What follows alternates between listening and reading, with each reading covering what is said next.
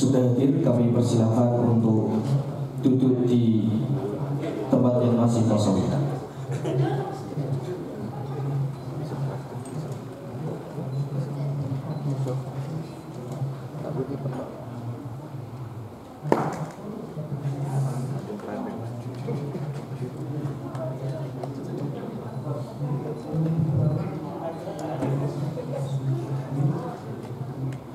Bismillahirrahmanirrahim.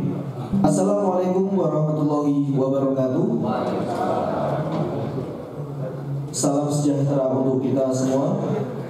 Yang terhormat Sekretaris Daerah Kabupaten Pati beserta Forkopimda atau yang mewakili. Yang kami hormati Ketua beserta anggota Bawaslu Kabupaten Pati, Koordinator Sekretariat Bawaslu Kabupaten Pati, serta Bapak Ibu tamu undangan yang berbahagia. Kami ucapkan selamat pagi dan selamat datang di Hotel New Merdeka dalam acara peluncuran peta kerawanan pemilihan serentak 2024 di Kabupaten Pati. Menyanyikan lagu kebangsaan Indonesia Raya dilanjut Mars Pengawas Pemilu, hadirin dimohon berdiri.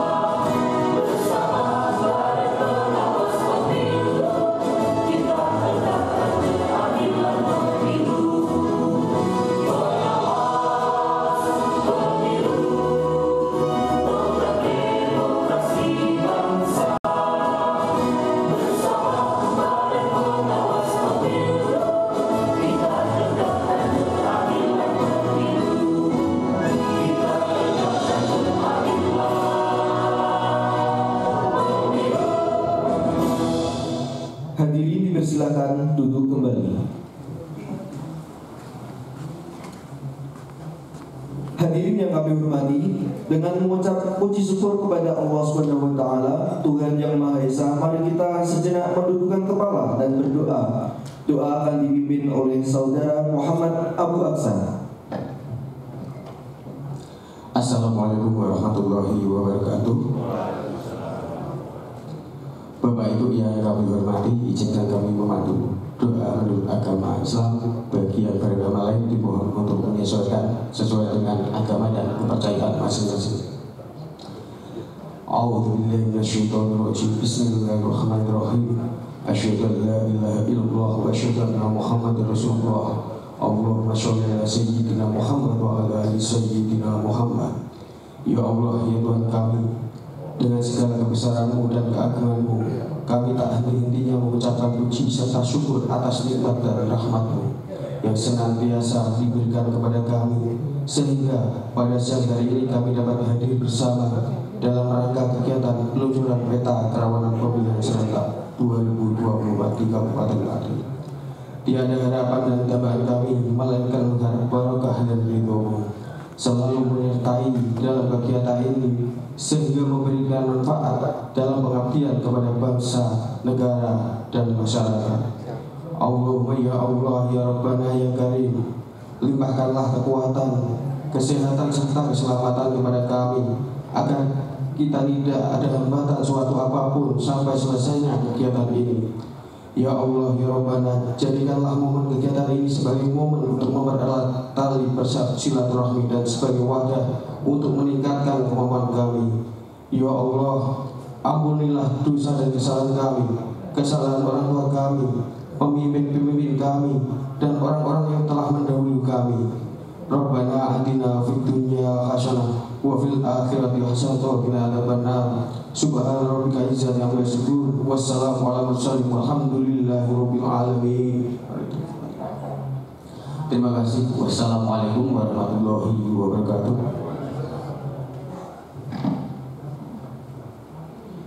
Selanjutnya, sambutan Sekretaris Daerah Kabupaten Pati kepada yang terhormat Bapak Jumani, kami persilahkan.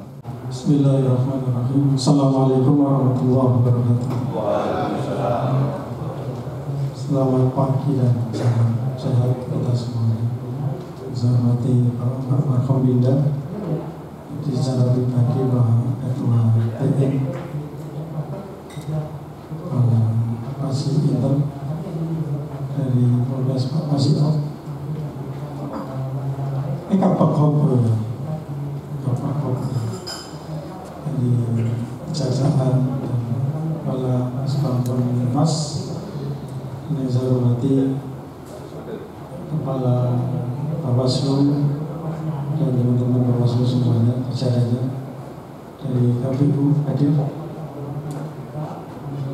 dan semuanya saja dari UPD dan ibu sekalian yang tidak bisa saya sebutkan satu persatu. Yang pertama, kita bersyukur dan puji kehadirat Allah yang Maha Kuasa atas limpahan rahmat dan nikmat yang kepada kita sekalian. Dan kesempatan ini kita masih diizinkan untuk hadir dalam keadaan sehat, ini suatu hal yang luar biasa. Saya melihat rangkaian acara itu tidak ada sambutan saya. Jadi sebetulnya saya hadir di sini sebagai undangan saja. Ibu sekalian,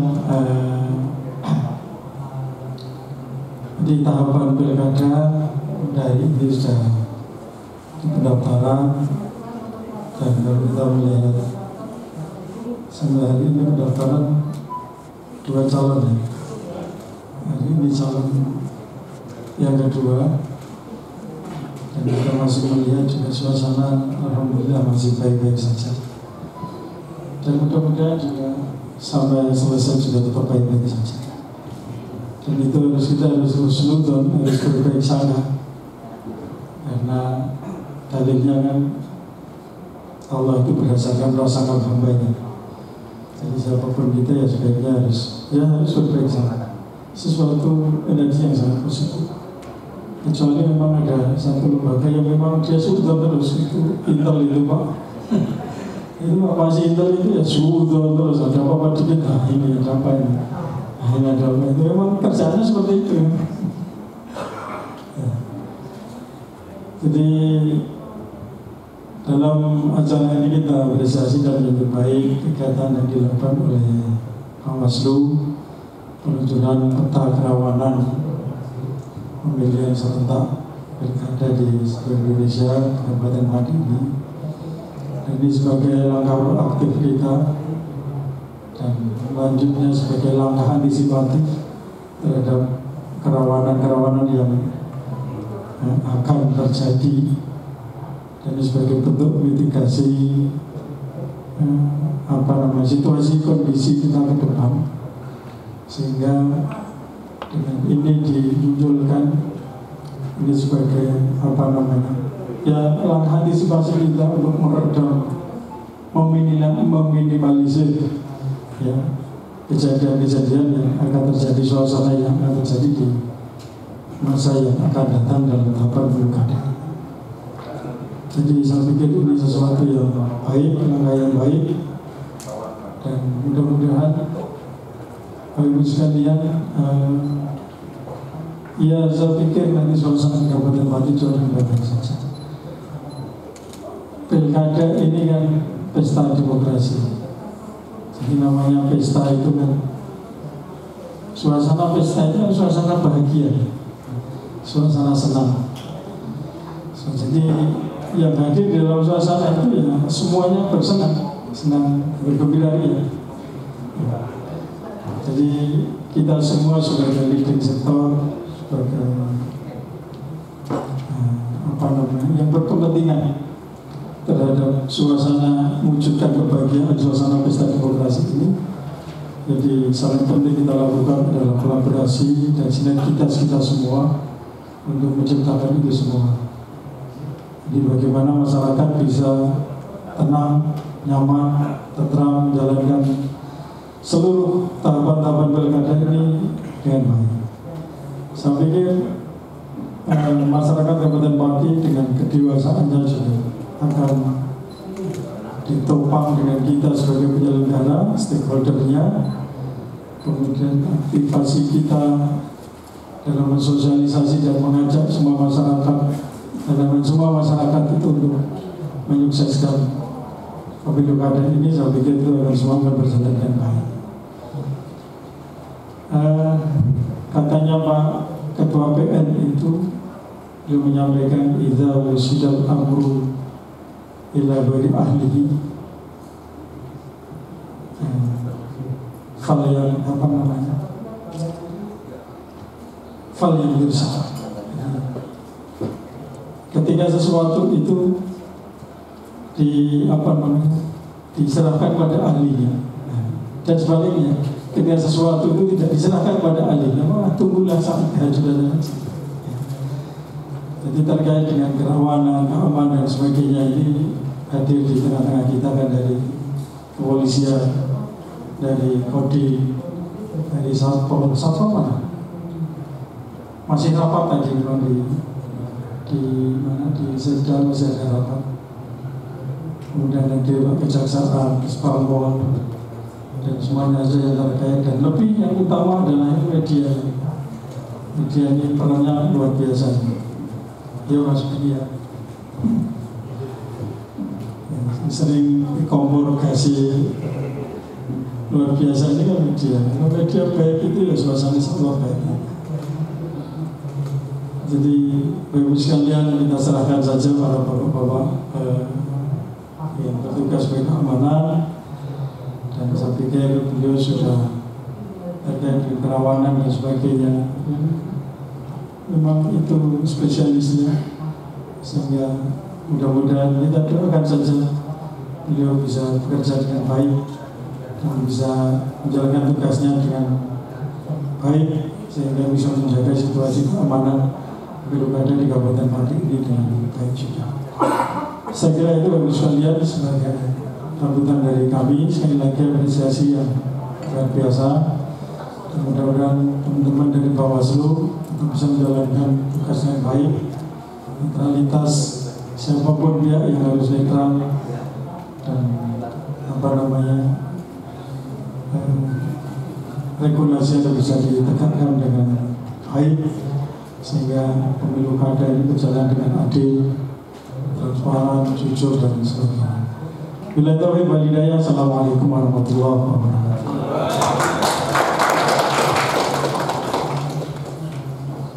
Terima kasih. Hadirin yang kami hormati, mari kita dengarkan sambutan Ketua Bawaslu Kabupaten Pati sekaligus pembuka acara secara resmi. Kepada Bapak Supriyanto SHMH kami persilakan.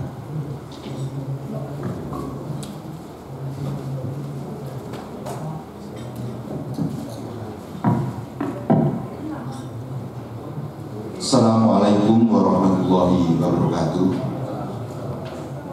Selamat pagi, salam sejahtera untuk kita semua yang sama-sama kita hormati jajaran Forkompimda Kabupaten Pati, hadir secara pribadi Pak Ketua PN, Pak Dandim diwakili oleh Pak Sinter, Pak Kapolresta diwakili oleh Pak Tabakok, Pak Ketua Kejaksaan Negeri Pati diwakili oleh Pak Yasir, dan Pak Kepala Badan Kesbang Pol yang juga mewakili Pak PJ, Pak Sekda, serta Bapak Ibu tamu undangan yang tidak dapat saya sebutkan satu persatu yang saya hormati. Puji syukur kepada Allah Subhanahu wa Ta'ala karena pada kesempatan pagi hari ini kita bisa memenuhi undangan Bawaslu Kabupaten Pati dalam rangka sosialisasi pengawasan partisipatif dengan tema peluncuran peta kerawanan pemilihan serentak tahun 2024. Izin melaporkan bahwa Bapak dari Forkompimda, Pak Sekda dan seluruh tamu undangan yang hadir. Seharusnya ruangan ini full, tetapi memang ternyata agenda kita pada pagi hari ini itu berbarengan dengan pendaftaran calon ke Bawaslu. Kenapa Pak Kasatpol?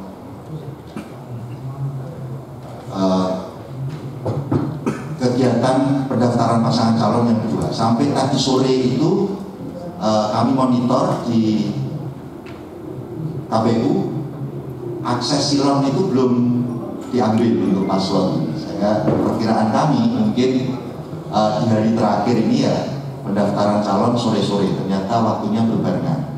Jadi kebanyakan rekan-rekan media yang seharusnya menjadi peserta pada hari ini itu konsentrasinya agak kesedot ke kegiatan pendaftaran pasangan calon di KPU sana. Tetapi tidak mengurangi dari esensi kegiatan ini. Sudah hadir juga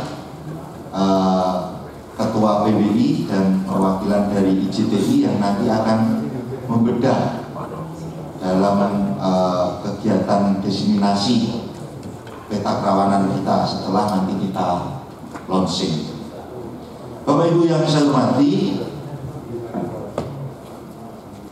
jadi kami ingin bercerita sedikit terkait dengan konsepsi kegiatan pada hari ini.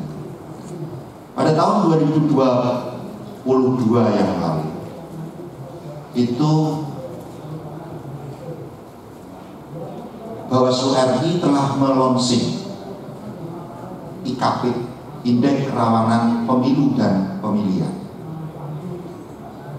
Berdasarkan IKP tersebut, maka kemudian itu dijadikan dasar pedoman untuk penyusunan atau upaya-upaya pencegahan dan antisipasi yang dilakukan oleh jajaran penyelenggara, khususnya di jajaran Bawaslu dalam menghadapi pemilu tahun 2024. Nah, dalam proses berjalan ketika pemilihan ini akan kita lakukan di 27 November 2024. proses pemilu ini kan juga sudah berjalan. Nah, berdasarkan peristiwa-peristiwa yang terjadi pada pemilu 2024 yang lalu, pasca di launchingnya atau dikeluarkannya indeks kerawanan pemilu dan pemilihan oleh Bawaslu RI tersebut, kami di wilayah masing-masing di jajaran Bawaslu Kabupaten Kota maupun di Bawaslu Provinsi kemudian mengupdate situasi peristiwa kejadian-kejadian terkini yang terjadi dalam kontestasi atau penyelenggaraan pemilu kemarin. Nah, berdasarkan peristiwa-peristiwa yang kemudian terukur dari indikator-indikator yang sudah ditentukan oleh kami di jajaran pengawas itu, maka kemudian muncullah kerawanan atau peta kerawanan pemilihan yang kemudian secara nasional sudah diluncurkan dan secara provinsi juga sudah diluncurkan. Hari ini kita luncurkan di tingkat kabupaten. Nah, dari hasil penilaian atau peluncuran yang kemudian dilakukan oleh Bawaslu RI maupun Bawaslu Provinsi, secara kesimpulan sama, sinkron antara yang diluncurkan oleh Bawaslu RI, Bawaslu Provinsi maupun Bawaslu Kabupaten Kota. Secara umum kesimpulannya untuk kabupaten atau untuk wilayah Kabupaten Pati ini, peta kerawanan kita pada kategori sedang. Tetapi nanti di dalam peluncuran tentu kami harus membedah indikator-indikator kenapa pada titik kesimpulan kami di kategori sedang. Ada yang polanya naik, ada yang mungkin karena berdasarkan peristiwa tersebut kemudian kategorinya ada yang rawan tinggi, tetapi secara kesimpulan itu tidak mempengaruhi hasil kesimpulan akhir, tetap di kategori sedang. Jadi meskipun ada tahapan yang memang kita perlu perhatian khusus. Nah, Bapak Ibu yang saya hormati, tentu tujuan dari diluncurkannya peta kerawanan ini adalah untuk memetakan potensi kerawanan yang tahapannya sedang dan akan kita lakukan. Kemudian kami juga melakukan proyeksi dan deteksi dini terhadap potensi-potensi kerawanan pemilihan di berbagai aspek unsur. Kemudian ini akan menjadi basis data dalam menyusun program yang tadi disampaikan oleh Pak Sekda dalam arahan beliau juga. Menjadi basis data untuk menyusun program pencegahan dan pengawasan terhadap tahapan pemilihan yang sedang dan akan kita lakukan. Nah, tentu kami hari ini menghadirkan berbagai unsur,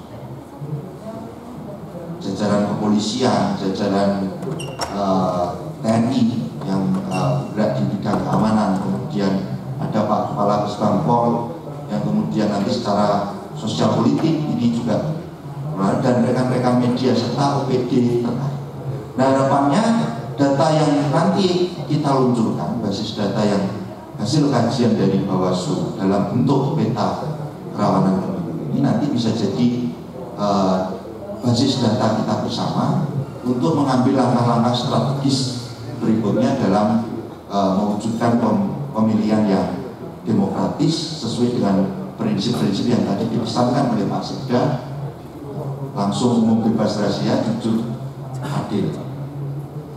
Kira-kira itu Bapak Ibu hal yang bisa kami sampaikan dalam sambutan pengantar kami pada hari ini dan gambaran kegiatan kita pada pagi hari ini, dengan memohon ridho dari Allah Subhanahu wa Ta'ala dan mengucap Bismillahirrahmanirrahim. Maka kegiatan sosialisasi pengawasan partisipatif dengan tema peluncuran peta kerawanan pemilihan tahun 2024 tingkat Kabupaten Pati kita nyatakan dibuka. Barangkali di dalam sambutan pengantar ini terdapat kekurangan kekhilafan, kami mohon maaf yang sebesar-besarnya. Saya akhiri, wassalamualaikum warahmatullahi wabarakatuh.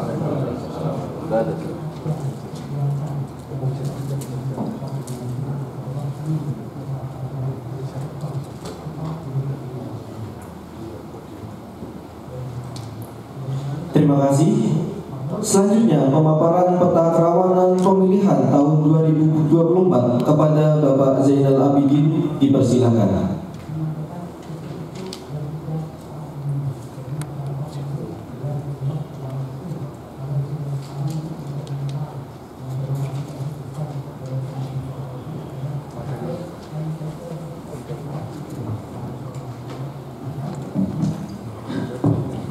Bismillahirrahmanirrahim. Assalamualaikum warahmatullahi wabarakatuh. Yang terhormat Forkopimda yang hari ini hadir, Pak Sekda, Pak Ketua Kejaksaan, Pak Ketua PN dari perwakilan Kodim dan juga Polres, Pak Disbangpol juga hadir. Terima kasih. Yang saya hormati Ketua Bawaslu, seluruh tamu undangan, dan yang saya banggakan teman-teman dari media hadir di sini, perwakilan dari IJDI dan juga Ketua PWI, dan yang nantinya kami minta untuk membedah terkait dengan peta kerawanan. Syukur alhamdulillah kita panjatkan pada Allah Subhanahu wa taala, karena dengan kesibukan kita masing-masing di hari ini kita dapat berkumpul dan nantinya kita akan membedah terkait dengan peta kerawanan untuk pemilihan di Kabupaten Pati.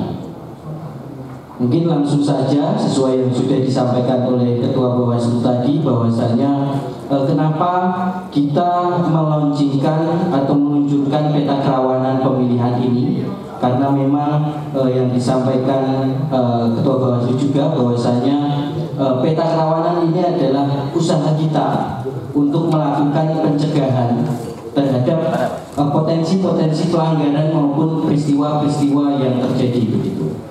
Dan yang terjadi bahwasanya peristiwa yang sering kerap terjadi di Kabupaten Pati, yaitu peristiwa-peristiwa yang viral begitu nih. Jadi beberapa hal kemarin, termasuk yang terakhir itu adalah diduga calon bupati, diduga bakal calon bupati yang menunjukkan saldo. Ini pun sempat viral, dan dari peristiwa-peristiwa inilah kita menentukan peta kerawanan di pemilihan Kabupaten Pati ini. Gitu.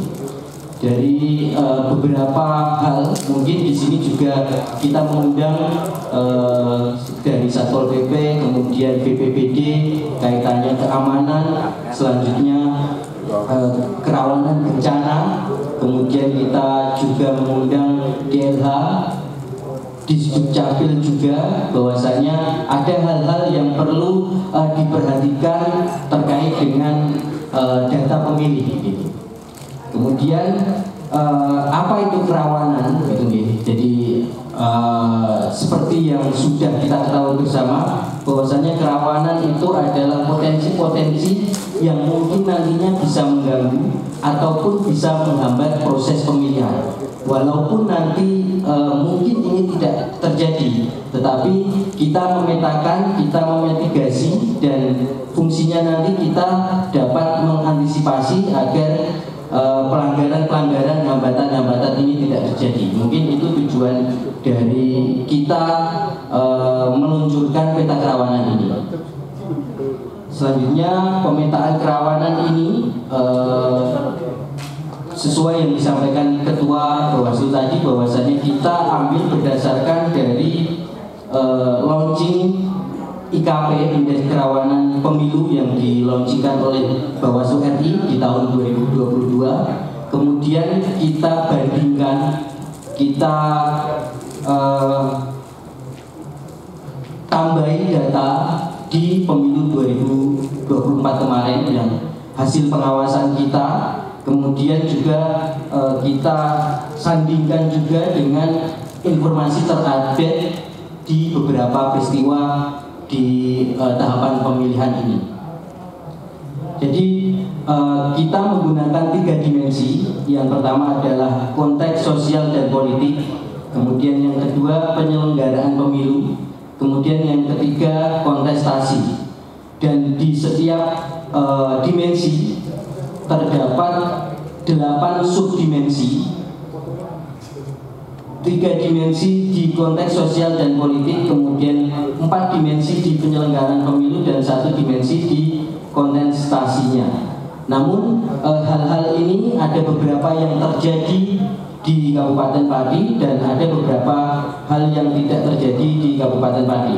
Jadi kami memiliki 61 instrumen untuk menentukan apakah ini rawan atau tidak. Kemudian kita bandingkan dengan indeks kerawanan pemilu yang dilaunchingkan oleh Bawaslu RI, apakah trennya ini naik atau stuck atau turun gitu. Jadi untuk mempersingkat waktu, kita hanya membahas tren yang naik saja, karena ada beberapa instrumen yang itu di IKP Bawaslu RI di tahun 2022 dengan peristiwa pemilu di tahun 2024 ini stuck begitu. Contohnya kekerasan yang terjadi di TPS ataupun ada intimidasi yang dilakukan oleh peserta pemilu, karena ini di Kabupaten Pati tidak terjadi, maka kami tidak membahasnya.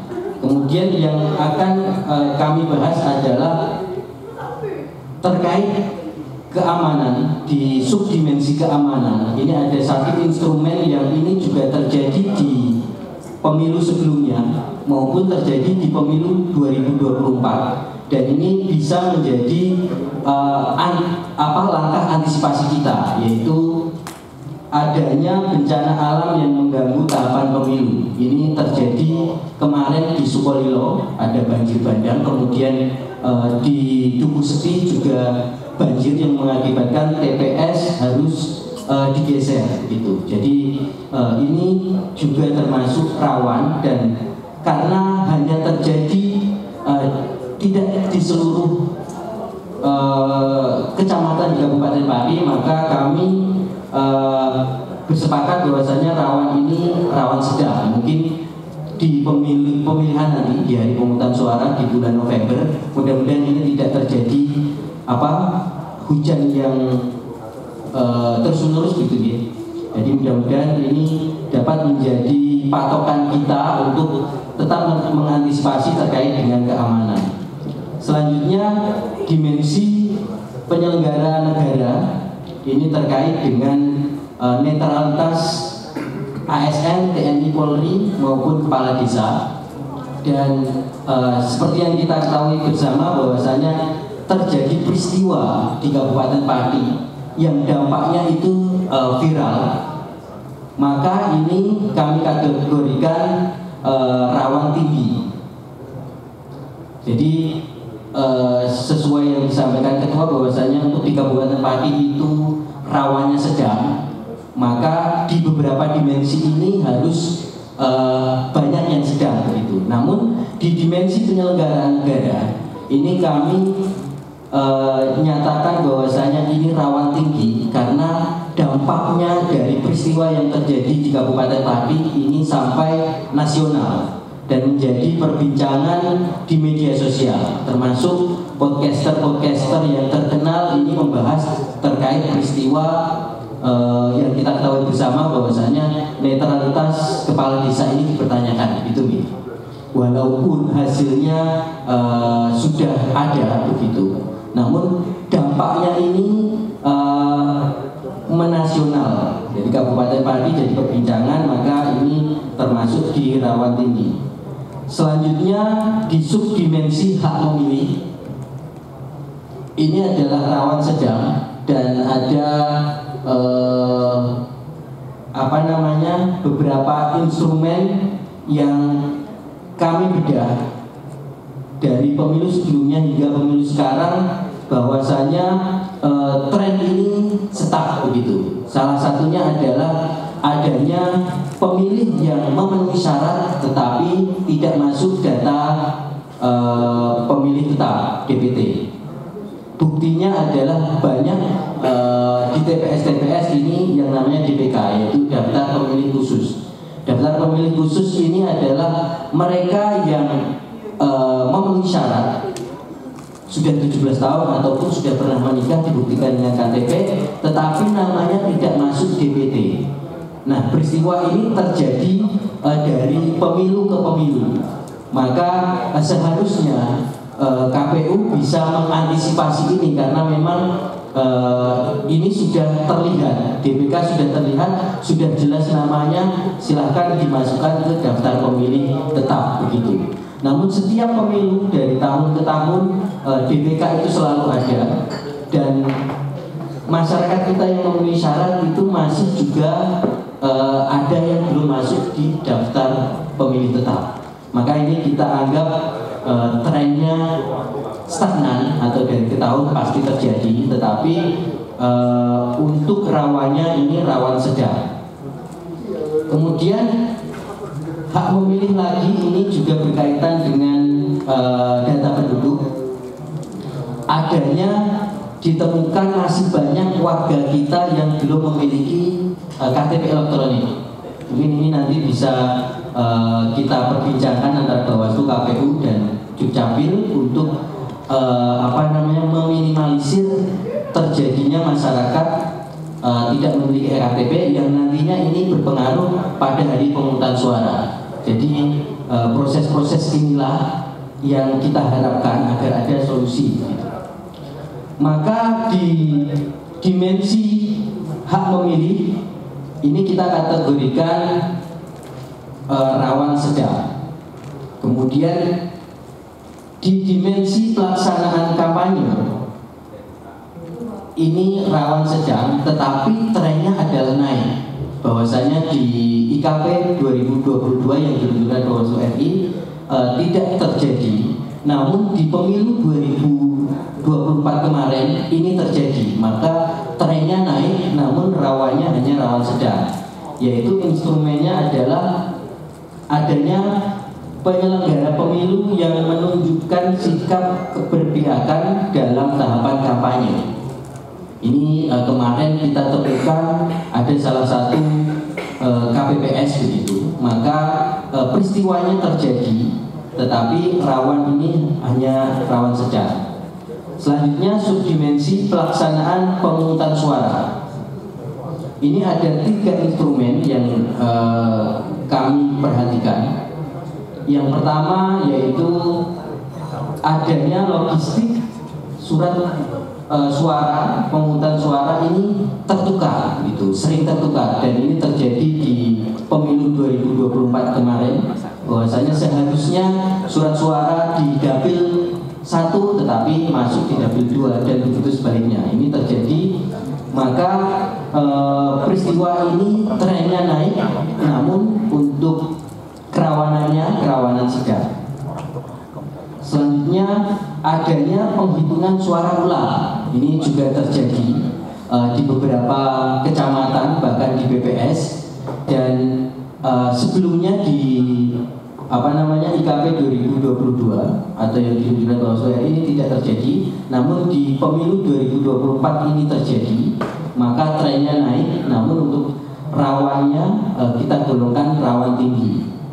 Selanjutnya instrumen adanya komplain dari saksi saat penghitungan dan pemungutan suara, dan di pemilu kemarin terjadi, kemudian di IKP sebelumnya juga terjadi. Maka trennya ini naik dan rawannya termasuk rawan tinggi. Maka untuk dimensi pelaksanaan pemungutan suara ini termasuk rawan tinggi. Kemudian dimensi yang lain, yang terakhir itu maksud saya, yaitu kampanye calon. Jadi ini untuk khusus di tahapan kampanye. Ada beberapa instrumen yang ini trennya naik, yaitu adanya kampanye di luar jadwal, kemudian adanya pelanggaran lokasi kampanye. Contohnya adalah misalkan sekolah namun dijadikan tempat kampanye. Kemudian adanya konflik antar pendukung, walaupun tidak secara fisik, tetapi peristiwa ini terjadi. Kalau boleh mengingatkan, ada peristiwa di Sabtorenggo. Ini kami golongkan konflik walaupun tidak secara fisik. Selanjutnya laporan tentang politik uang, kemudian adanya peserta pemilu yang tidak melaporkan dana kampanye. Ini juga terjadi di Kabupaten Pati kemarin. Maka untuk trennya ada yang naik, ada yang turun. Yang naik adalah di konflik antar pendukung, kemudian kampanye di luar jadwal dan lokasi kampanye yang dilarang. Selanjutnya ada yang turun, yaitu laporan tentang politik uang. Kemudian yang sedang adalah peserta pemilu tidak melaporkan dana kampanye. Ini trennya naik namun rawannya sedang. Maka di sub dimensi kampanye calon, maka tergolong di rawan sedang. Berarti kita membahas 6 dimensi ini. Dimensi keamanan itu rawan sedang, kemudian penyelenggaraan negara rawan tinggi, hak memilih rawan sedang, kemudian pelaksanaan kampanye rawan sedang, kemudian pelaksanaan pemungutan suara rawan tinggi. Selanjutnya yang terakhir kampanye calon, ini rawan sedang. Berarti ada 6 subdimensi. Tingginya ada 2, kemudian sedangnya ada 4. Maka kesimpulannya di Kabupaten Pati rawannya sedang. Namun ada beberapa subdimensi yang rawan tinggi. Kemudian selanjutnya dari hasil-hasil inilah bahwasanya kita akan melakukan antisipasinya. Bagaimana caranya agar ini tidak terjadi lagi di pemilihan nanti gitu. Bahwasanya hal-hal terkait dengan kerawanan tahapan pemilihan yang kita soroti ada netralitas aparatur pemerintahan, kemudian penyalahgunaan kekuasaan, kampanye, dan juga pelanggaran administrasi dan prosedur. Kemudian langkah antisipasinya yang pertama adalah menyampaikan himbauan. Ini yang selalu kami terus sampaikan, dan beberapa surat mungkin kami sampaikan ke instansi panjenengan semuanya, bahwasanya ini langkah kami untuk mengingatkan, kemudian memberikan informasi terkait dengan hal-hal yang dilarang gitu. Kemudian selanjutnya kami juga memberikan sosialisasi, termasuk kemarin bersama KPU dan Kesbangpol, hadir juga Pak Sekda, bahwasanya kami memberikan sosialisasi kepada kepala desa. Ini juga langkah-langkah yang kami lakukan untuk antisipasi terhadap kerawanan-kerawanan. Kemudian kami melakukan koordinasi juga ke berbagai pihak, dan kami juga melakukan hal-hal lain yang mungkin ini bisa mengurangi kerawanan-kerawanan yang terjadi. Dan beberapa rekomendasi yang kami berikan terhadap penyelenggara pemilu, Bawaslu memastikan jajaran penyelenggara pemilu bekerja secara profesional dan integritas. Selanjutnya untuk netralitas ASN, Bawaslu mengajak seluruh stakeholder dan masyarakat untuk sama-sama melakukan dan berkomitmen bahwasanya ASN, TNI Polri, dan juga kepala desa harus netral. Kemudian kepada pemilih pemula, kami mengkritisi dan juga mengajak kepada pemilih pemula untuk melek terhadap politik dan juga melek terhadap teknologi. Ini fungsinya untuk pengawasan di media sosial. Dan terakhir terhadap sivitas akademika, kita juga ingin mereka berpartisipasi dan bekerjasama antar lembaga untuk saling mengingatkan dan memberikan literasi terhadap pengawasan gitu. Kurang lebihnya seperti itu terkait dengan peluncuran peta kerawanan ini. Maka sesuai yang disampaikan Ketua Bawaslu juga bahwasanya untuk Kabupaten Pati tergolong di rawan sedang, namun ada dimensi-dimensi yang ternyata ini perlu perhatian khusus. Dan kami mengharapkan kepada teman-teman rekan-rekan media selalu memberikan informasi-informasi terupdate dan beberapa masukan bahwasanya data-data yang kami gunakan untuk memetakan kerawanan ini berasal dari teman-teman media. Kegiatan peristiwa-peristiwa viral pun juga dari teman-teman media. Dan maka terakhir kami meminta kepada Ketua PWI dan perwakilan IJTI untuk nanti kita sama-sama membedah terkait peta kerawanan yang ada di Kabupaten Pati. Mungkin itu yang dapat saya sampaikan kaitannya dengan peta kerawanan ini. Nanti silahkan data ini bisa Bapak Ibu gunakan untuk kita sama-sama berkomitmen mengurangi atau meminimalisir terjadinya kerawanan-kerawanan ini. Mudah-mudahan pemilu atau pemilihan nanti akan berjalan dengan sukses, dan itu yang kita harapkan. Dan saya akhiri, billahi taufiq wal hidayah. Wassalamualaikum warahmatullahi wabarakatuh.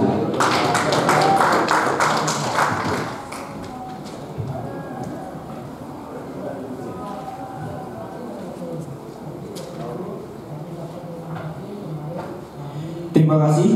Baik Bapak Ibu yang kami hormati, selanjutnya peluncuran peta kerawanan pemilihan serentak 2024 ditandai dengan pemukulan gong oleh Ketua Bawaslu Kabupaten Pati. Untuk antisipasi kita bersama di semua stakeholder ya, pemerintah daerah, ya keamanan dan OPD-OPD terkait serta rekan-rekan media, peta kerawanan dari Bawaslu Kabupaten Pati untuk pemilihan serentak 2024 kita luncurkan.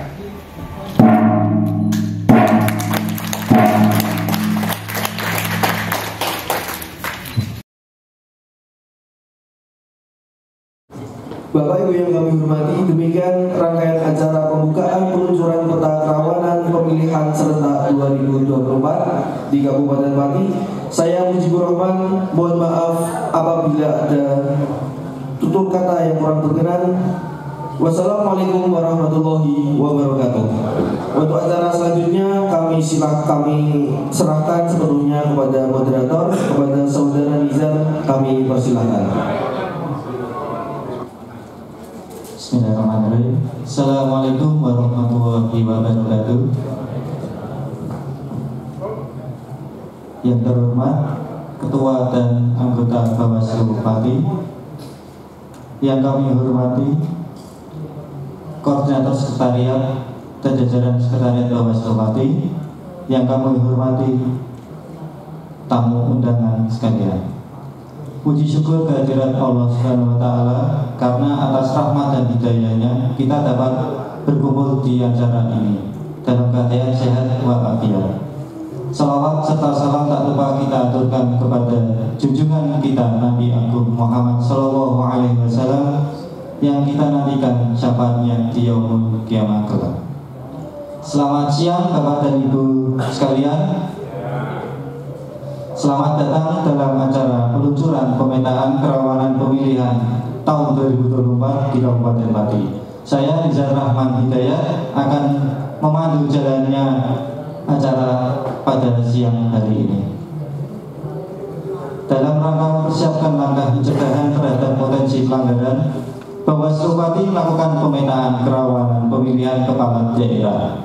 Pemetaan berdasarkan informasi dan pengalaman penyelenggaraan serta pengawasan dalam proses pemilu dan pemilihan sebelumnya. Berdasarkan identifikasi yang dilakukan Bawaslu Kabupaten Pati, dalam pemetaan kerawanan terdapat 2 indikator tinggi dan 4 indikator sedang. Guna menjembatani informasi Bawaslu dan masyarakat terkait kerawanan pemilihan, peran media sangatlah penting.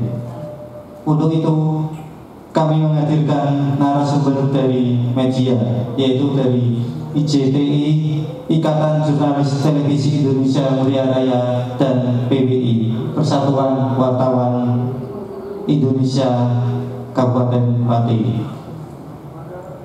Baik, untuk narasumber pertama dari PWI nanti akan disampaikan oleh Bapak Muhammad Nur Effendi.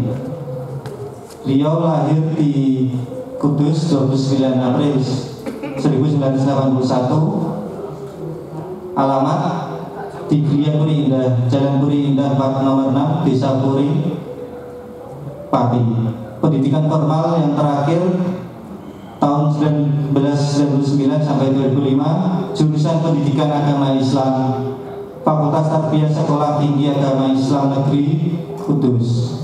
Untuk pengalaman organisasi yang masih aktif sampai sekarang, yaitu Wakil Ketua PCGP Ansor Pati, kemudian 2019 sampai 2024 Ketua Alak Pesdam PCNU Pati, kemudian 2024 sampai 2025 Ketua Mapimcap PMII Pati, kemudian 2019 sampai 2024 Pengurus IKPMI Pati, 2016 sampai sekarang Pembina Forum Kajian dan Diskusi Wartawan Pati, 2018 sampai sekarang Ketua Persatuan Wartawan Indonesia Pati, dan 2019 sampai sekarang Pengurus Pengkap PASI Pati.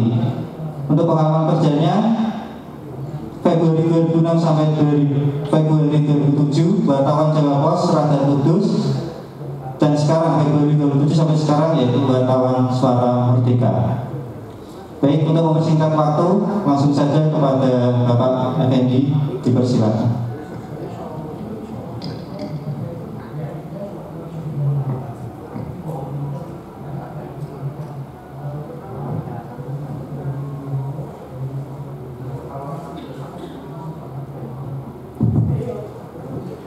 Assalamualaikum warahmatullahi wabarakatuh.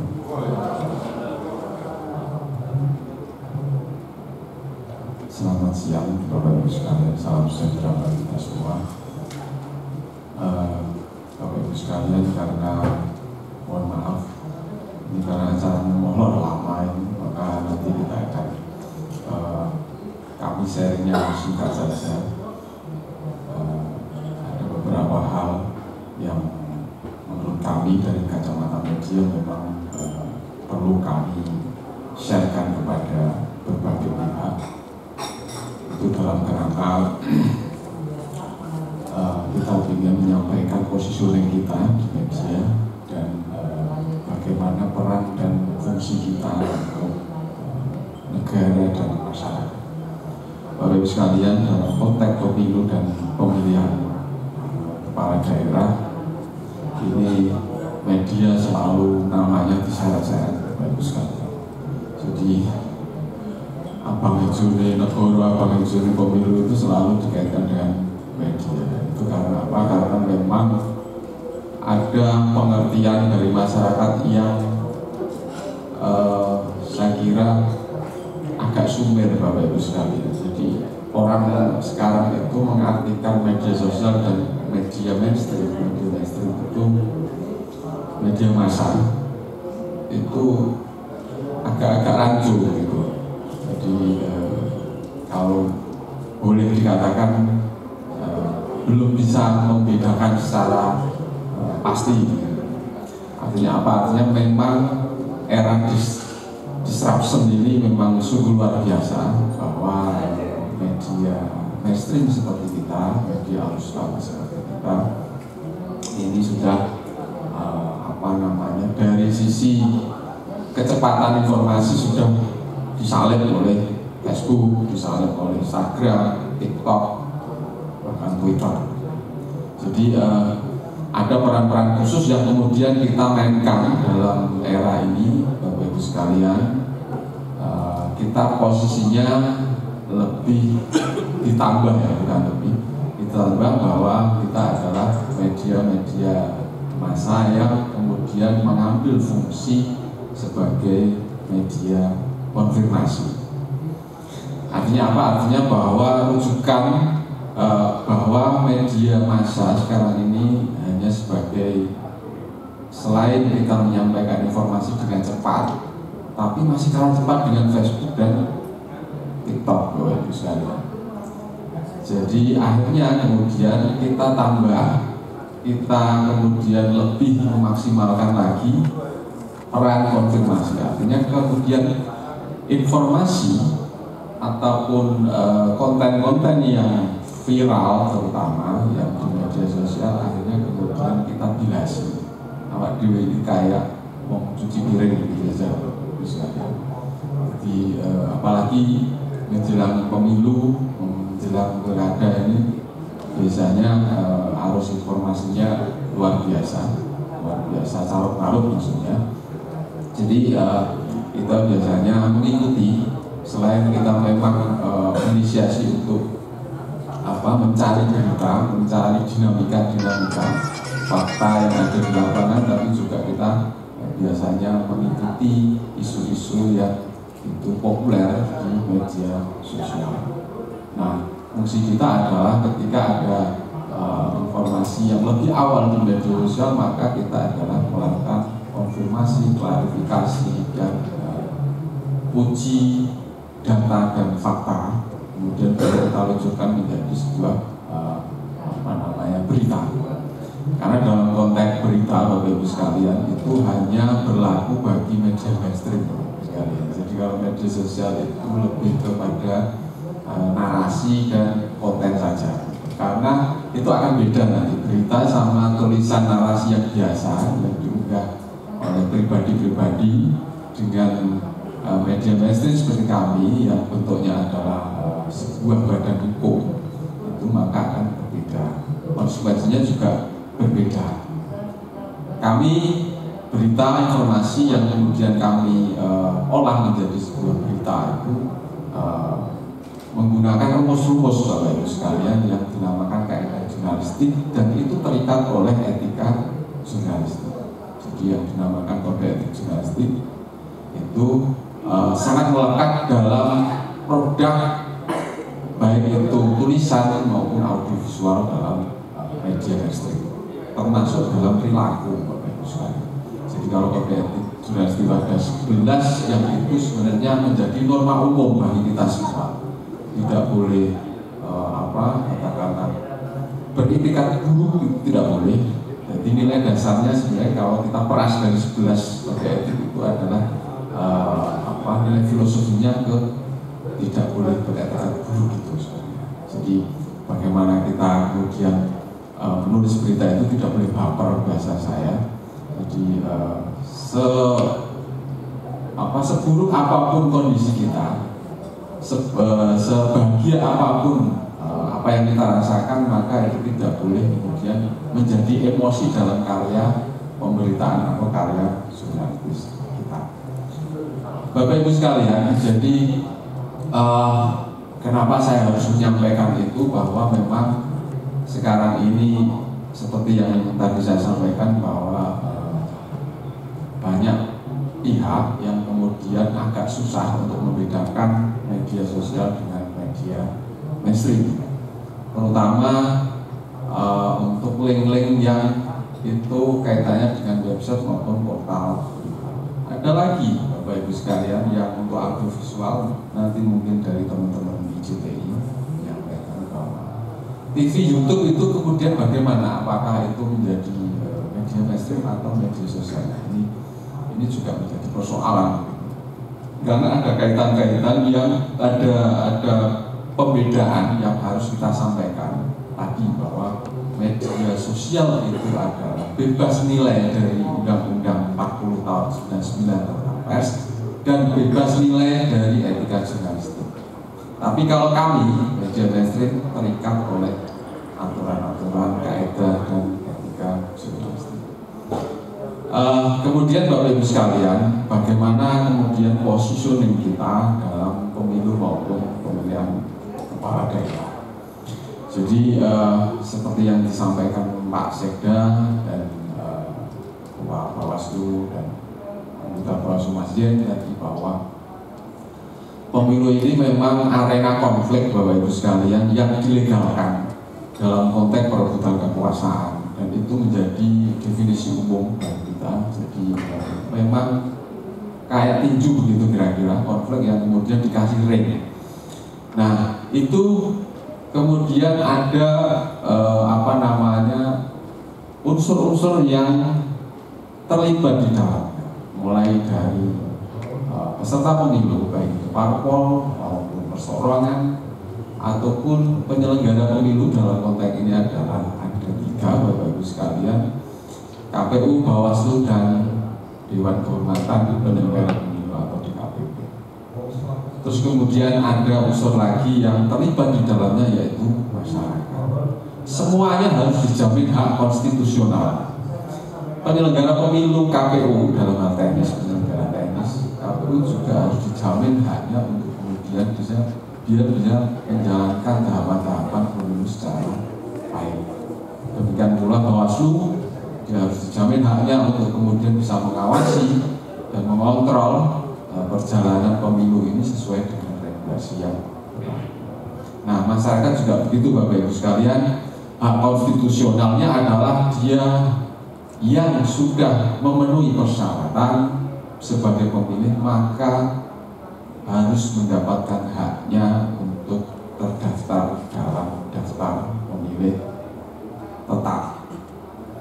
Saya termasuk bagian dari yang terdampak Bapak Ibu sekalian. Saya pemilu kemarin itu tidak masuk DPTPS, tapi saya diem Mas.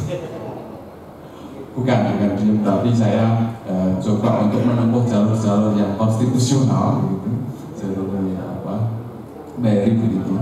Jadi saya koordinasi dengan KPU, dengan PPK, dengan jajaran di bawahnya, akhirnya saya masuk di PK. Tapi secara prinsip memang dari kacamata pelaksanaan peraturan perundang-undangan memang itu harus kayak fenomena seperti saya itu memang harus diminimalkan. Jadi itu yang kemudian sudah menjadi perhatian Bawaslu. Terima kasih. Dan walaupun saya sudah boleh mencoblos, tapi agak ribet gitu. Agak ribetnya ketika sudah sampai di TPS saya ditanyain, ini tidak ada daftar. Iya, saya masuk DPK Pak. KTP-nya oke. Difotokopi dulu ya. Nah ini saya balik lagi ke rumah gitu. Untungnya saya punya cadangan banyak ini dokumen-dokumen itu saya fotokopi semua dan kalau saya balik ke rumah, balik lagi ke rumah. Saya membayangkan orang yang kemudian tidak siap dengan itu dan memayatom kira-kira ya, agak repot juga. Nah, ini hal-hal yang saya kira menjadi perhatian bersama. Terus kemudian Bapak Ibu sekalian, selain daftar pemilih yang itu adalah menjadi catatan khusus dari Bawaslu dan masyarakat, ini juga agak repot juga. Misalnya kalau misalkan hak memilihnya kemudian tidak bisa digunakan karena persoalan-persoalan teknis tadi, maka itu akan menjadikan kerugian besar, dan itu adalah hak asasi yang harus dilindungi bersama. Kalau misalkan bapaknya nyalon terus anaknya orang kok hak pilih, itu juga repot. Satu suara soalnya bisa.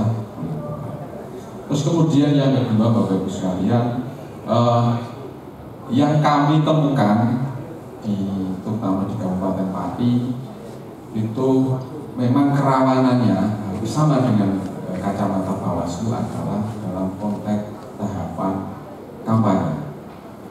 Dalam tahapan kampanye memang sekarang media mainstream Bapak Ibu sekalian itu kan sekarang sudah era industri. Jadi industri itu melihat pasar. Nah, ketika dari sisi kecepatan media mainstream untuk menyampaikan informasi itu kalah dengan media sosial, maka kita mau tidak mau kemudian memanfaatkan media sosial juga. Itu bagian dari upaya kita memperluas jangkauan, lebih mempercepat jangkauan dari media-media mainstream. Jadi kayak misalkan di media resmi, misalkan di TV misalkan, itu juga ada medsosnya, gitu. Ada IG-nya, ada YouTube-nya, dan sebagainya. Kompas, Suara Merdeka, itu. Jadi semuanya ada. Jadi kita kolaborasikan dan itu menjadi bagian dari industri media. Nah, kolaborasi itu yang kemudian menjadikan posisi media itu harus bisa menjaga, lebih tepatnya bukan netralitas Bapak Ibu sekalian, kami menyebutnya adalah independensi. Jadi kita itu tidak bisa kemudian bukan hanya berpihak, tidak boleh berpihak, tapi juga tidak boleh terikat dengan pihak manapun yang berkontestasi dalam pemilu. Karena bagi kami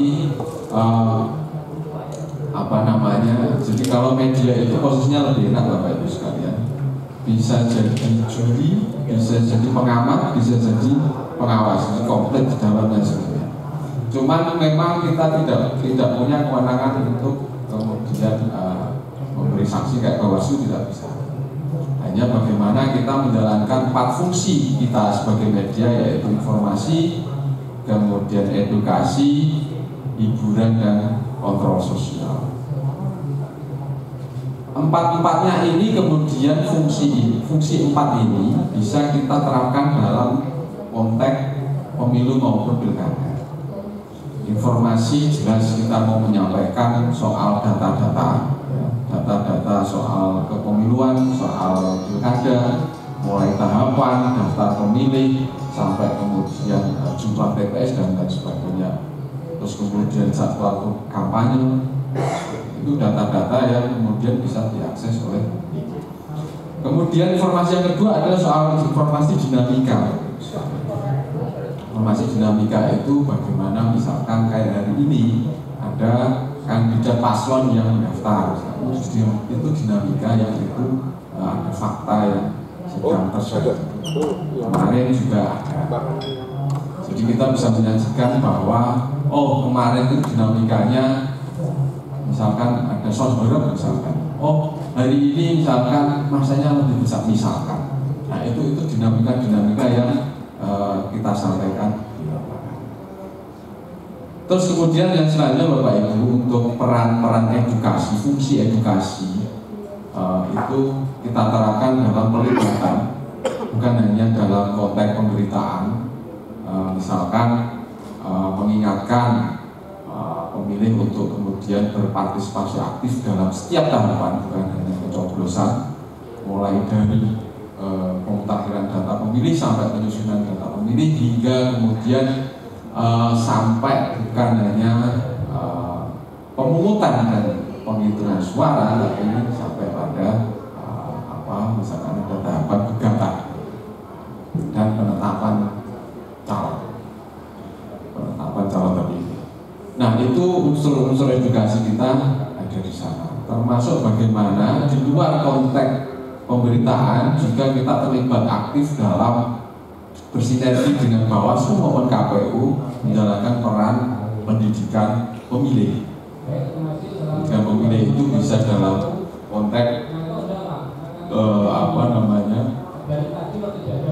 bersama-sama untuk membangun kesadaran pemilih yang partisipatif dengan berbagai kalangan, mulai pelajar, mahasiswa, ormas, dan lain sebagainya. Kita juga kebetulan di PMI terlibat dalam proses-proses itu, baik bersama dengan KPU maupun Bawaslu.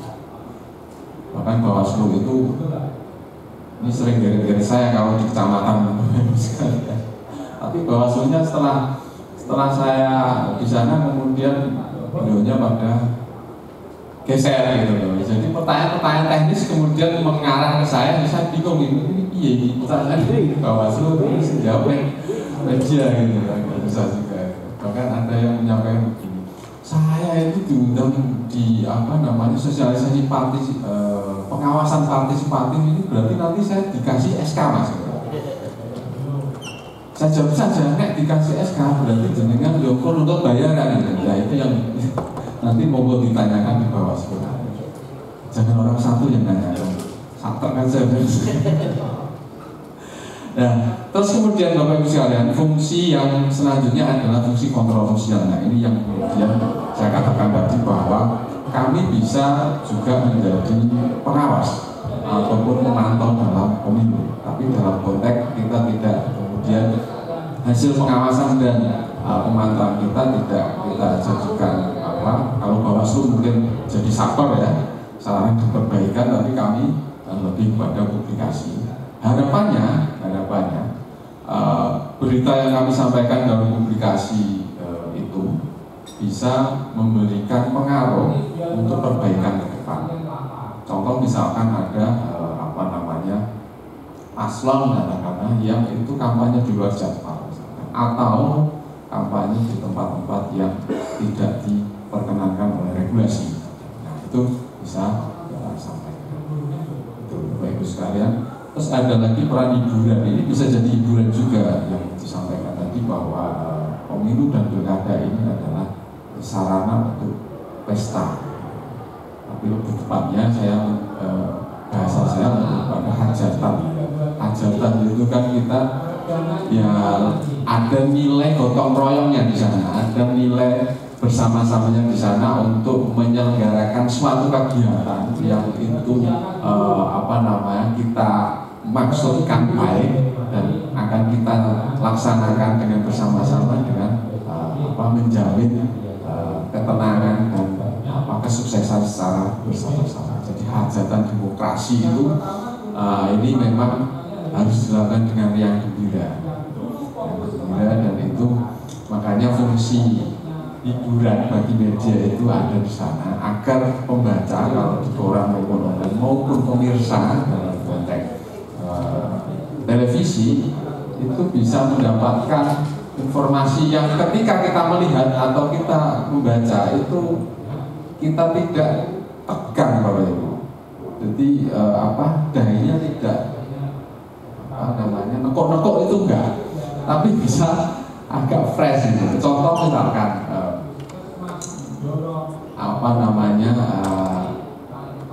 TPS yang kemudian di dalamnya itu disetting menjadi sebuah budaya Jawa misalnya, pakai PSK-PK, atau bahkan mungkin ada hiburannya di TPS itu, atau bahkan ada doorpress yang itu unik-unik gitu. Nah itu akan menjadi selingan yang kami sebut adalah feature ya.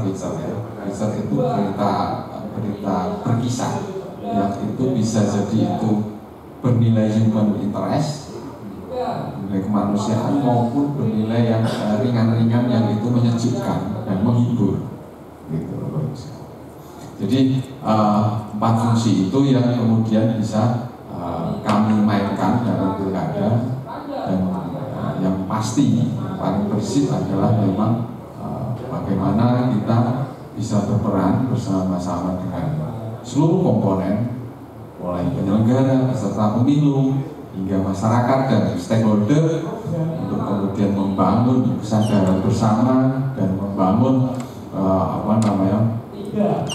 pola pelaksanaan pemilu atau pilkada bersama dengan baik dan sesuai dengan yang diharapkan, jujur, adil, langsung umum ya Mas ya, langsung umum, bebas dan rahasia. Jadi itu Bapak Ibu sekalian. Jadi yang terakhir Mas,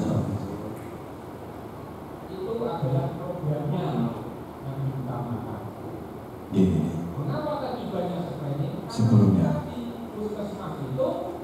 Bapak Ibu sekalian, jadi relasi ataupun sinergitas dan kolaborasi kita dengan berbagai pihak dalam ikut mengawal pemilu dan pilkada ini sesuai dengan regulasi dan itu menjaga kondusivitas adalah bagaimana kemudian kita bersama-sama, dan peran medianya adalah bisa kita berrelasi dengan banyak pihak dengan cara apa? Dengan cara banyak hal.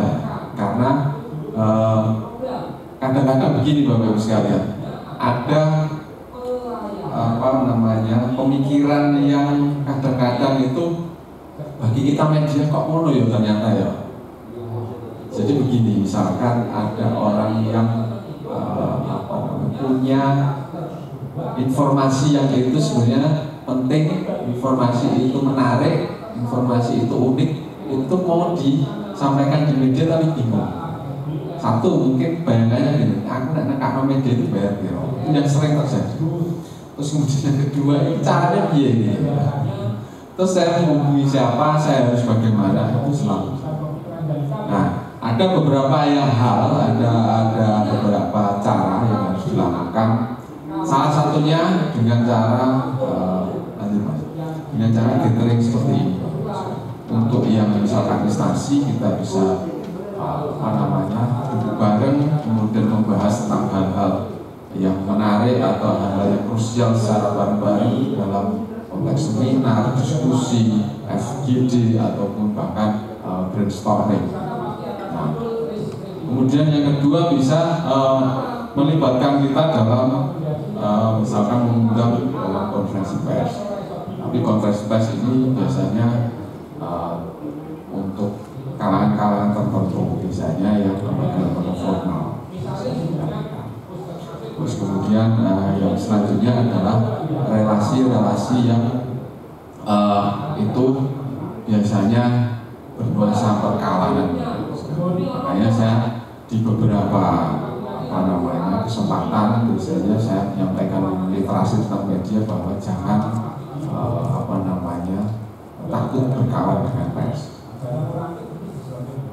Fakta-fakta di lapangan memang banyak oknum-oknum yang menurut saya mengaku pers. Ini bagaimana praktek berjurnalistiknya atau praktek menyampaikan informasinya itu tidak sesuai dengan koridor yang berlaku. Maka saya kira Bapak Ibu sekalian bisa misalkan mau berkonfirmasi soal adanya praktek-praktek yang demikian, bahkan ada yang bernuansa berindikasi kriminalitas dengan mengancam, dengan memeras dan lain sebagainya. Monggo bisa berkoordinasi dengan kami di PWI dan di IJTI. Jadi apakah itu kemudian benar atau tidak, siapa orang ini, oknum ini masuk kategori wartawan atau tidak, dan lain sebagainya. Ada, kalau di Jawa Tengah Bapak Ibu sekalian, organisasi profesi yang ada itu ada 3. Yang pertama adalah PWI, terus kemudian yang 4 ya. Yang kedua IJTI, kemudian AJI dan pewarta foto PFI ya. Pewarta foto. Ini yang ini adik muda kita ini PFI, pewarta foto. Jadi itu kalau bahasa kami begini Bapak Ibu sekalian, kita itu media yang diakui negara, organisasi profesi yang diakui negara, karena organisasi kami ini di Dewan Pers, perwakilan kami ada di Dewan Pers karena menjadi bagian dari konstituen. Jadi apa-apa yang menjadi bagian dari keputusan, petunjuk, kemudian sampai hal-hal yang berkaitan dengan pers, penyelesaian sengketa dan sebagainya dari Dewan Pers itu selalu berkoordinasi dengan organisasi profesi. Termasuk Bapak Ibu sekalian, kalau di PWI itu kita juga sering dilibatkan oleh Dewan Pers untuk melakukan verifikasi faktual, verifikasi faktual media massa yang mengajukan. Jadi Bapak Ibu sekalian, media itu ada tahapan-tahapannya dalam dia bergerak di bidang usaha media. Selain berbadan hukum PT, dia harus terdaftar atau terverifikasi di Dewan Pers, baik verifikasi administrasi maupun verifikasi faktual. Orang-orang yang bekerja di dalam media, dalam perusahaan media itu juga harus tersertifikasi kompeten melalui uji kompetensi.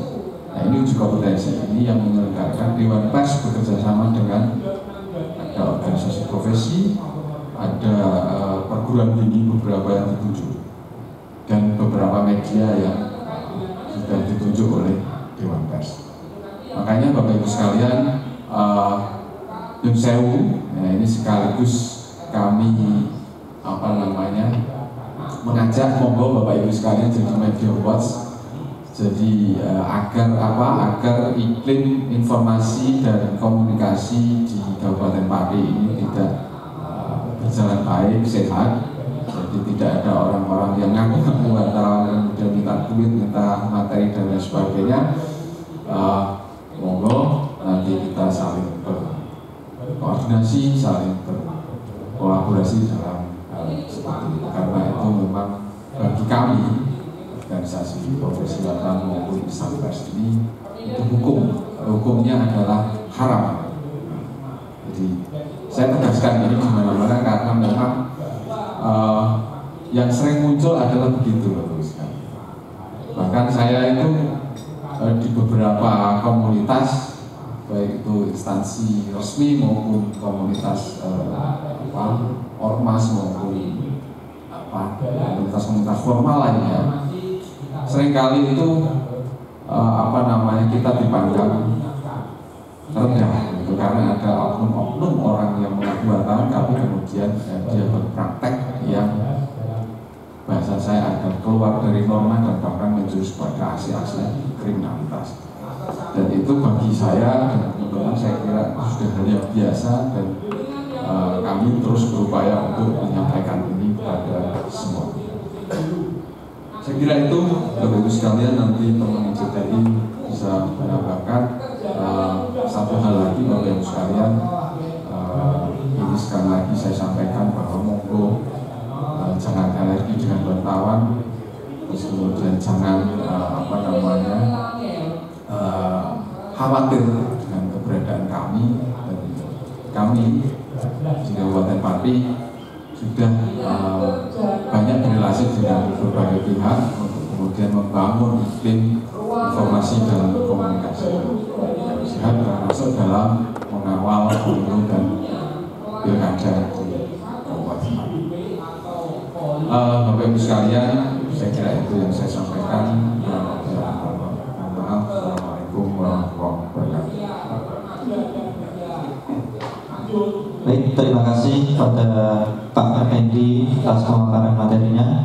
Mari kita beri tepuk tangan terlebih dahulu untuk Pak Effendi.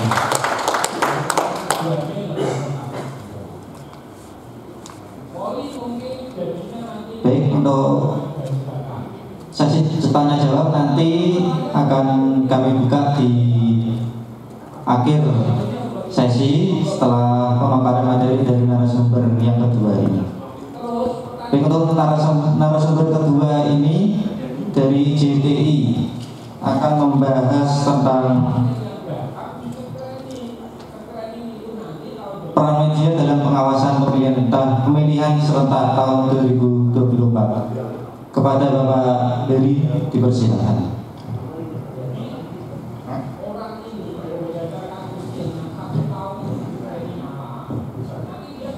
Bismillahirrahmanirrahim. Assalamualaikum warahmatullahi wabarakatuh. Alhamdulillah, alhamdulillah.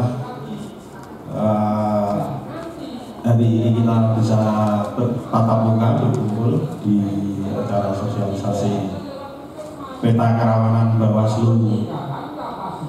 Betul Mas Yen gitu ya. Saya tidak akan bicara banyak karena tadi sudah diborong saudara tua PBI. Saya hanya melengkapi aja ya. Sebelumnya perkenalkan, nama saya Heri Purwaka dari CTV Network. Jadi TV berjejaring kalau di Pati mungkin Bapak Ibu sudah tahu dengan Cahaya TV. Seperti itu. Dan kebetulan ini saya mewakili Ketua IJTI yang berhalangan hadir karena ada keperluan. Saya hanya menyampaikan bahwa IJTI merupakan organisasi yang diakui oleh Dewan Pers. Sebelum ketua saya ini PBI, ada IJTI, ada Haji dan pewarna foto. Tadi sudah disampaikan. Jadi IJTI merupakan organisasi Ikatan Jurnalis Televisi Indonesia, dan kami kebetulan ini bertugas di KSD dan Pati. Ada ini kebetulan juga ada teman-teman dari TV nasional. IJTI sendiri merupakan perkumpulan jurnalis televisi Pak. Ini Pak, saya sampaikan bahwa teman-teman ini ada yang ruang liputannya ada di 2 kabupaten, ada 3 kabupaten, bahkan ada yang 1 Karsidena. Kebetulan kalau yang tinggal di Pati ini ada TV nasional, Metro TV dan TV One. Saudara saya kebetulan TV lokal kalau saya ini, gitu. Tadi sudah disampaikan oleh Mas Ferdi bahwa sudah sedemikian lengkap tadi saya bingung ini mau ngomong apa ini sekarang ini. Saya paling cuma menambahkan bahwa kami bekerja dengan jurnalisme positif, Pak. Karena apa? Kalau kita itu bekerja melakukan liputan dengan aura yang positif, dengan tidak berpikiran untuk mendapatkan cuan, akhirnya nanti juga memberikan aura yang positif pada pembaca atau pemirsa, dan memberikan semangat pada masyarakat secara positif juga. Jadi kecenderungannya sekarang ini itu banyak oknum seperti yang disampaikan Mas Ferdi tadi, bahwa mereka tidak melakukan proses jurnalistik sesuai yang diamanatkan oleh Undang-Undang Pers.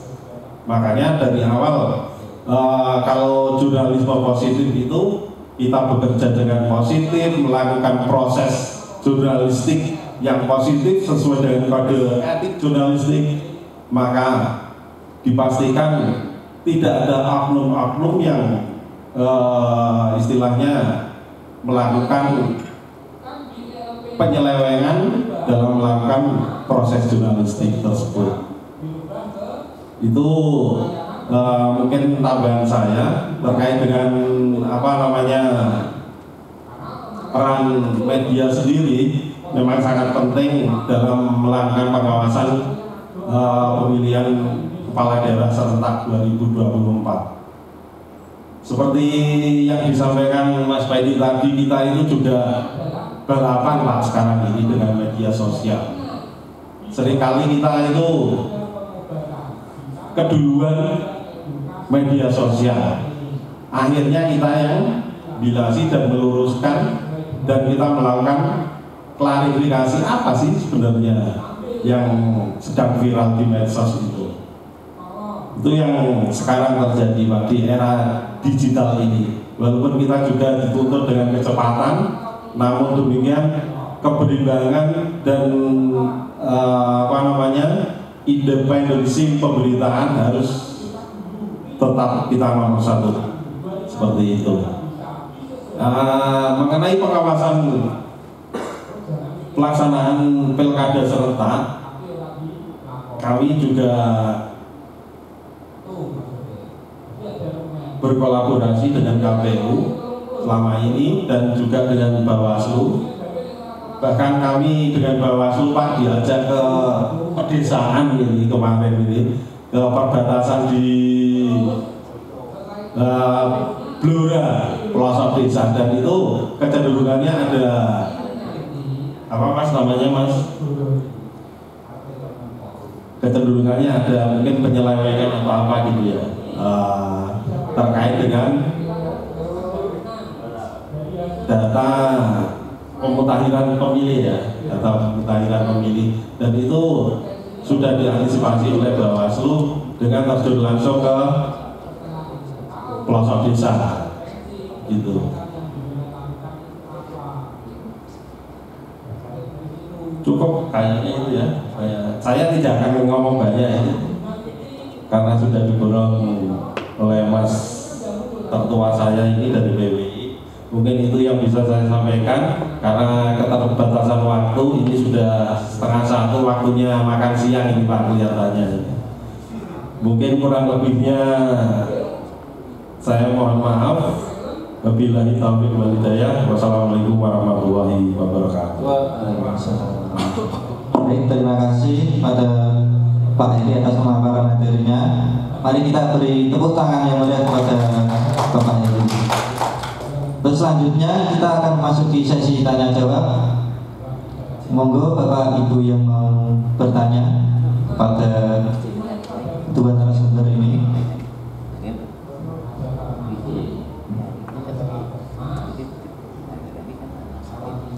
Atau pada sudah lapar ini, terus sudah paham juga ini materinya.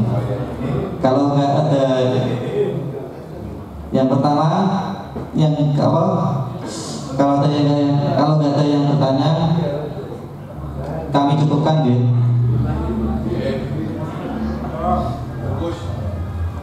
Baik, demikian serangkaian acara pada siang hari ini.